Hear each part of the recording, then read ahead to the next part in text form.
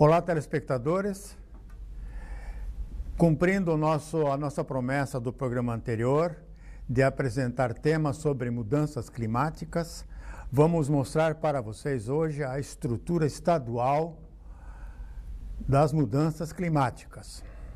Então, é uma secretaria especial que nós temos em Florianópolis, é a Secretaria do Desenvolvimento Sustentável, que dentro dela existe um departamento, um subdepartamento das mudanças climáticas. Então, a secretaria, como é que ela funciona? Ela funciona no atendimento das mudanças climáticas através de 3 departamentos. E tudo isso foi embasado numa legislação em 2008 e 2009, quando o governador do estado era o Luiz Henrique da Silveira, um político muito ligado às questões ambientais. Ele começou por Joinville, implantando um dos primeiros aterros sanitários em Santa Catarina, controlado. Não é no sistema que temos hoje, que é bem mais moderno, mas Luiz Henrique também criou a Agenda 21 em Joinville, um dos primeiros municípios no estado a ter a sua Agenda 21. Ele também dinamizou o Conselho Municipal de Meio Ambiente, o CONDEMA, e foi assim um dos fundadores e primeiros signatários da Associação de Preservação e Equilíbrio do Meio Ambiente de Santa Catarina, a APREMA, e então se distinguiu bastante nessa primeira fase da vida dele, da vida política, como um expert e um ativador das questões ambientais. Eu ia esquecendo ele quando era deputado federal. Ele atendeu a um pedido da Rede Brasileira de Ação contra os Agrotóxicos, fazendo a proibição dos clorados no Brasil. Foi uma iniciativa, então, nossa, em parceria com o deputado federal, então, Luiz Henrique da Silveira. Fomos sempre muito bem atendidos nessa questão ambiental. Mas retornando, então, à legislação estadual que diz respeito às mudanças climáticas, nós temos a informar a Lei 14.829/2009. É uma lei que já é bastante antiga e ela, então, cria a política estadual sobre mudanças climáticas e desenvolvimento sustentável de Santa Catarina. Aliás, Santa Catarina sai, assim, com alguns anos de atraso na criação da sua unidade de discussão das mudanças climáticas mundiais. Essa legislação poderia ter sido implantada antes, uma década antes, quando no Fórum Internacional, em 1989, foram assim apresentadas os principais eventos catastróficos que o planeta Terra iria sofrer nos anos futuros em relação às mudanças do clima. Mas, apesar do atraso, foi implantado com a Lei 14.829 essa política estadual que, por sua vez, houve desdobramentos através de novos decretos que criaram o Fórum Estadual de Mudanças Climáticas Globais, um Fórum Catarinense de Mudanças Climáticas Globais, instituído pelo decreto número 2208, de 17 de março de 2009, conscientizando e mobilizando a sociedade catarinense para discussão e tomada de posições sobre o fenômeno das mudanças climáticas globais. Então, vocês viram aí a descrição deste fórum. Então, esse fórum fazem parte, hoje ainda passaram a fazer parte, inúmeras entidades governamentais, como Defesa Civil, a Fátima, a SEMA, a Secretaria de Meio Ambiente, a SDS, Secretaria de Desenvolvimento Sustentado, as ONGs de Santa Catarina. Isso, então, fez com que esse fórum passasse a discutir as questões ambientais e os procedimentos que deveriam ser sugeridos ao governo estadual e aos municípios, providências que viessem minimizar os estragos causados pelas mudanças do clima, ou seja, enchentes, temporais fortes, trombas d'água, tufões, tornados. Isso tudo já estava começando a acontecer na década primeira do século XXI. Esse alerta as entidades ecológicas faziam nesse fórum. Algumas reuniões foram realizadas no fórum e parou. Com o passar dos anos, 2, 3 anos funcionou, depois este fórum das mudanças climáticas reduziu as suas atividades, tanto assim que a imprensa nos últimos anos não tem noticiado nada ligado ao Fórum Catarinense de Mudanças Climáticas e aos trabalhos desenvolvidos pela Secretaria de Desenvolvimento Sustentável, onde lá dentro tem um espaço, uma diretoria especial com as suas subgerências, que nós vamos logo mostrar aí para vocês. Então, pouca atividade, mas os cargos todos foram preenchidos, todo mundo nomeado, todo mundo ganhando muito bem, todo mundo viajando, todo mundo fazendo diárias, mas não acontecia nada de positivo, de prático, de alertas, de recomendações à ALESC, a Assembleia Legislativa de Santa Catarina, para que se legislasse beneficiando o povo de Santa Catarina na prevenção de fenômenos climáticos catastróficos. Pouca atividade. Nós também temos um plano estadual de mudanças climáticas globais.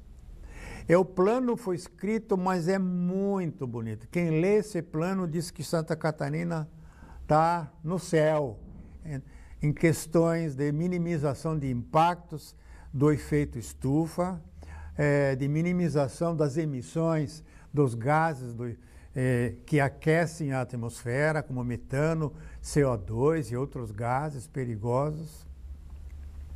A minimização do buraco de ozônio, que está aberto, não fechou mais.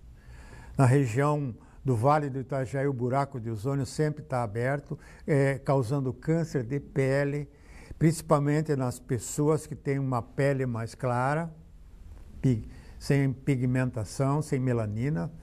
E isso, então, a Secretaria e o seu Departamento de Mudanças Climáticas devia estar permanentemente mandando notificações para a imprensa estadual, para a grande mídia, para que ela passasse essa educação ambiental para o povo de Santa Catarina, o que não tem acontecido. Não se fala em mudanças climáticas nos programas e nos planos estaduais, muito bem escrito. Quem tiver interesse, abre lá o decreto que criou as mudanças, o plano estadual, vai ficar orgulhoso de ser catarinense.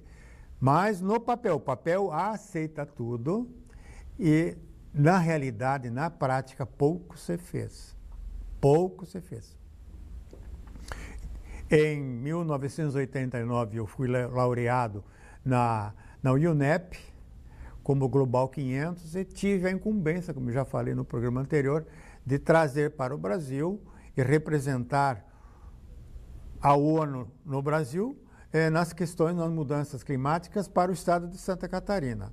Jamais fui convidado pelos governos estaduais, a partir de 89 e 90, para prestar assessoria, consultoria, assistência técnica em mudanças climáticas para o governo do estado ou para o município de Joinville. ignoraram solenemente pessoas treinadas pela ONU, capacitadas pela ONU para auxiliar os governos estaduais e municipais. A gente vê que o poder público quer distância da iniciativa privada, quer distância de consultores privados, que não tem aquela mutreta, aquela maneira do funcionário público de esconder as coisas para o contribuinte. Não fui e não estou sendo, mas não tem importância. Agora a gente vê que o governo do Estado, esse último governo do Colombo, aí também não mexeu muito em mudanças climáticas. Estão correndo atrás de dinheiro internacional para pagar comissionado, para pagar diárias, mas na realidade o povo não está sendo beneficiado, o povo não está sendo notificado sobre os acontecimentos que vêm pela frente. Seca, chuva demais, El Niño, Laninha, frio intenso, calor intenso, chuvas torrenciais, enchentes, ventanias quebrando tudo, redes de transmissão energética tombando pela quantidade de árvores que se precipitam sobre essas linhas de alta tensão, de baixa tensão, nas cidades. 40% dos desligamentos de energia nas cidades provém de árvores plantadas próximas às redes.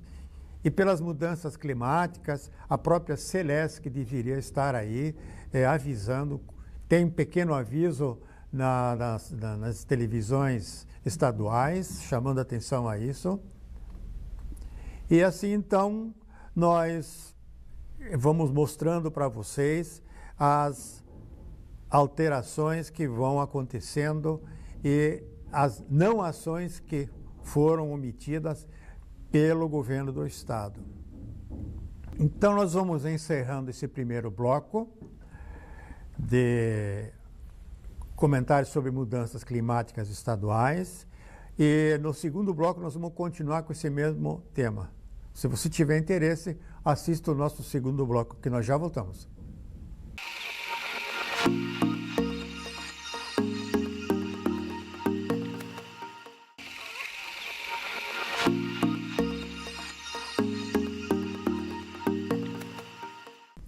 Estamos retornando com o tema Mudanças Climáticas em Santa Catarina. A estrutura estadual que foi montada, as atividades que deveriam ter sido implementadas, a legislação foi implementada através de lei estadual e de decreto estadual, criando o programa de gestão climática. Como já falei, um projeto muito bonito, um programa muito bonito, mas que não está sendo implementado. E já fazem alguns anos, em 2009, que isso foi decretado.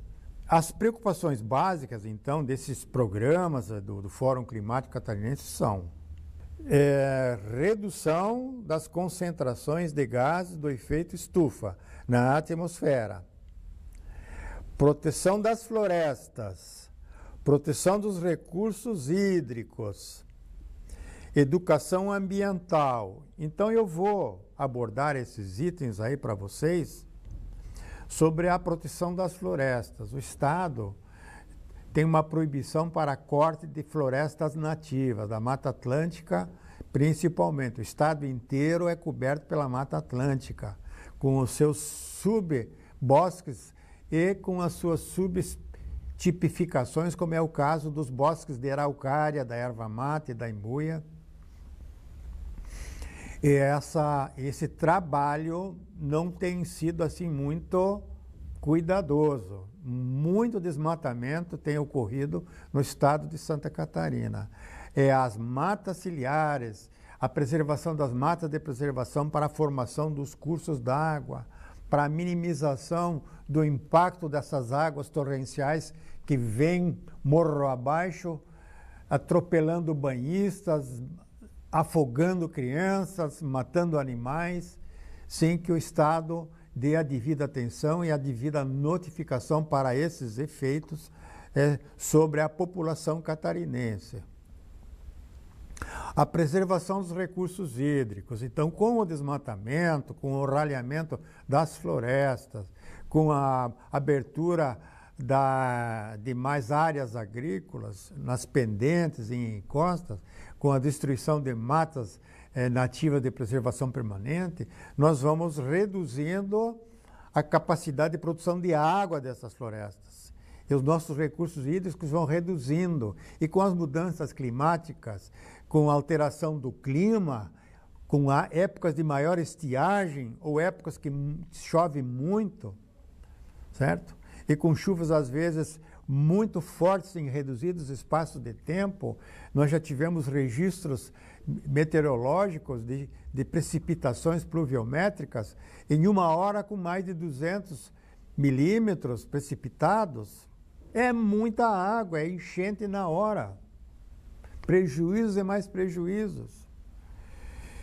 Então, a educação ambiental também faz parte. A primeira fase que o Departamento de Mudança Climática da SDS em Florianópolis deveria acionar seria a educação ambiental. Programas preparados pela SDS para a Secretaria da Educação, que as escolas municipais mostrassem para as crianças os impactos ambientais das mudanças do clima, por que os telhados voam, por que a engenharia ainda não se adequou às mudanças do clima. Já se passaram quase 20 anos e nada aconteceu com a engenharia de Santa Catarina. Continuam construindo telhados que são verdadeiras pandorgas. Com um vento de 60 quilômetros, eles já voam, já levantam voo. E quando aterrissam, cortam cabeças, cortam casas pela metade, matam pessoas.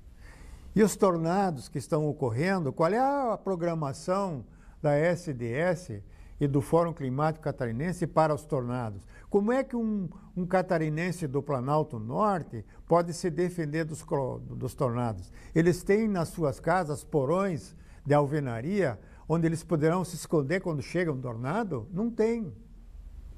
Isso é papel do Fórum Catarinense de Mudanças Climáticas. Não custa dinheiro. O Estado faz tanta propaganda de si na internet, faz tanta propaganda nos jornais e nas emissoras dos grandes, porque para as emissoras, por assinatura, não vem muita coisa, vem só migalhas.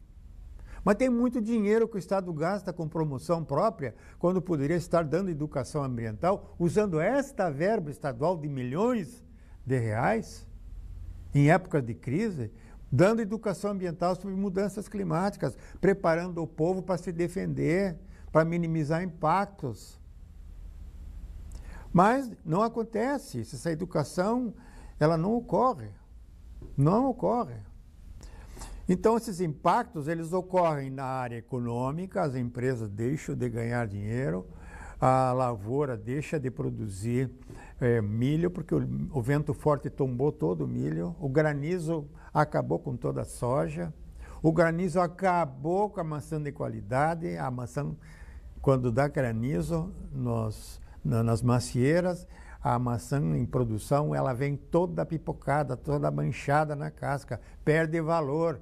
São milhões e milhões de reais que se perdem, que não se pode exportar, que não se pode consumir. Complicado. Então o gado também sofre muito com a estiagem. No oeste catarinense, por 10 anos consecutivos, nós tivemos estiagens prolongadas.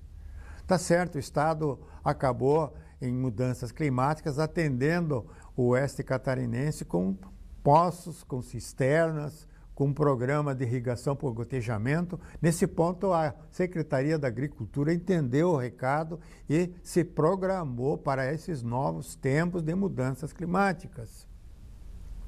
O social também fica prejudicado. Escolas que são destelhadas, as crianças deixam de frequentar essas salas de aulas, que chove dentro, que o sol bate dentro, carteiras estragadas, livros encharcados de água, deixam de frequentar durante semanas, meses, aulas. Ou então são distribuídas em outras salas de aulas distantes, causando transportes onerosos para o Estado, para os municípios. Tudo isso poderia ser minimizado.